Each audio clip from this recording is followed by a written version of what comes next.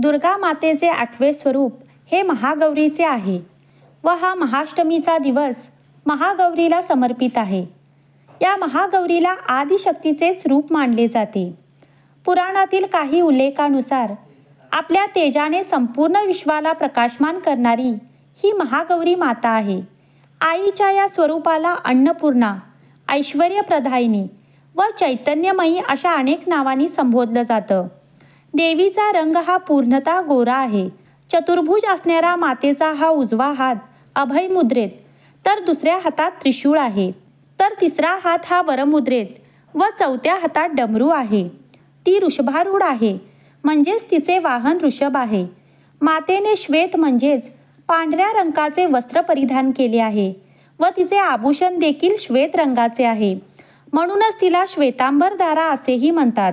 अष्टवर्षा भवेद गौरी म्हणजेच या देवीचे वय 8 वर्षाचे मानले जाते। महागौरी माता ही अत्यंत शांत स्वभावाची आहे व त्यांची शक्ती ही अतुलनीय आणि सदैव फलदायी आहे।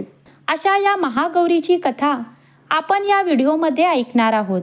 पौराणिक कथेनुसार लहानपणापासूनच पार्वती मातेने मनोमन भगवान शिवाला आपला पती मानले होते। या देवादिदेव महादेवांशी लग्न करण्यासाठी तिने अनेक वर्षे कठोर तपश्चर्या केली, ज्यामुळे त्यांचे संपूर्ण शरीर काळे पडले। त्यांच्या तपस्येला पाहून महादेव प्रसन्न झाले व त्यांनी मातेला पत्नी म्हणून स्वीकारलं व अशा प्रकारे माता पार्वतीने तिचा इच्छित वर प्राप्त करण्यासाठी केलेली तपश्चर्या पूर्ण झाली। त्यानंतर तिने स्वतःला शुद्ध करण्यासाठी गंगेत स्नान केले। वर्षानुवर्ष केलेल्या कठोर तपश्चर्येमुळे आणि त्यानंतर गंगेत स्नान केल्याने पार्वती मातेचा रंग अत्यंत गोरा व तेजस्वी झाला। तिची तेजस्वी आभा ही शंख आणि चंद्रासारखी पांढरी होती, म्हणूनच तिच्या या अत्यंत गोऱ्या रंगामुळे तिला महागौरी म्हणून ओळखले जाते। अशी ही महागौरी आईची कथा ही फक्त कथा श्रवण केल्यानेही भक्ताला आई महागौरीचा आशीर्वाद प्राप्त होतो अशी मान्यता आहे। तसेच महागौरी ही छायाग्रह राहूची अधिपती आहे, म्हणूनच राहूच्या नकारात्मक प्रभावाने ग्रस्त असलेल्या भक्तांनी देवीच्या या रूपाची पूजा करावी। यामुळे राहू दोषापासून येणाऱ्या अडचणींपासून मुक्तता मिळते अशी मान्यता आहे।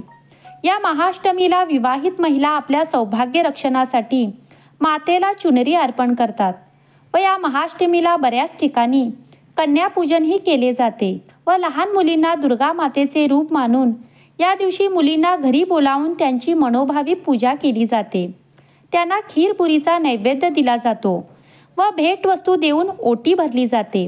असे म्हणतात की महागौरीचे ध्यान केल्याने भक्तांमध्ये सद्गुणी विचार वाढतात व भक्तांचे सर्व दुःख नष्ट होऊन अक्षय पुण्य प्राप्त होते। अशी ही महागौरी आईची कथा ही फक्त कथा श्रवण केल्यानेही भक्ताला आई महागौरीचा आशीर्वाद प्राप्त होतो अशी मान्यता आहे। तसेच व्हिडिओ आवडल्यास आपल्या व्हिडिओला लाईक करून चॅनलला सबस्क्राईब नक्की करा। कमेंट बॉक्समध्ये ओम देवी महागौराय नमः असे लिहिण्यास विसरू नका।